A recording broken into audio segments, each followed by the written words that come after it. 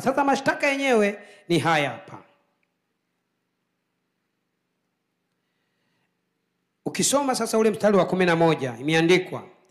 Hapa tutasoma parefu kidogo mpaka 24. Kwa tutamaliza hadi mwisho. Mstari ule wa 11 ndio unaona sasa mashtaka.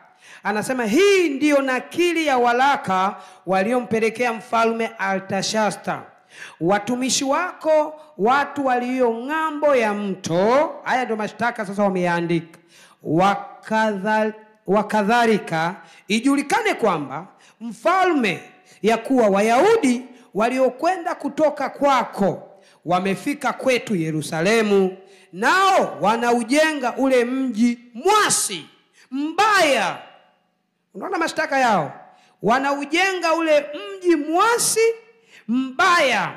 Wamemaliza kuta zake na kuitengeneza misingi yake.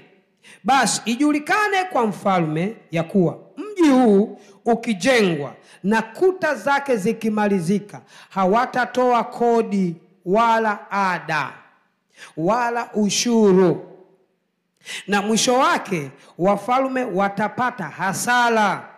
Na sisi kwa kuwa tunakula chumvi ya nyumba ya mfalme, wala si wajibu wetu kumwona mfalme akivunjiwa heshima, basi tumetuma watu na kumwarifu mfalme. Kwa hiyo unaona sasa, hawa ni kundi la watu. Kuna Rehumu, kuna Shimshai, huyu mwandishi. Hawa wanapeleka mashtaka, wakaandika. Ukisoma hapo juu, wako wengi. Kwa hiyo wakaandika mashtaka, wanampelekea mfalme Artashasta. Wanamwambia hawa watu wanaujenga huu mji, wanajenga nyumba ya Bwana, wanajenga kuta zake. Hawa watu wakisha jenga huu mji mwasi kabisa, wanasema mji mwasi mbaya.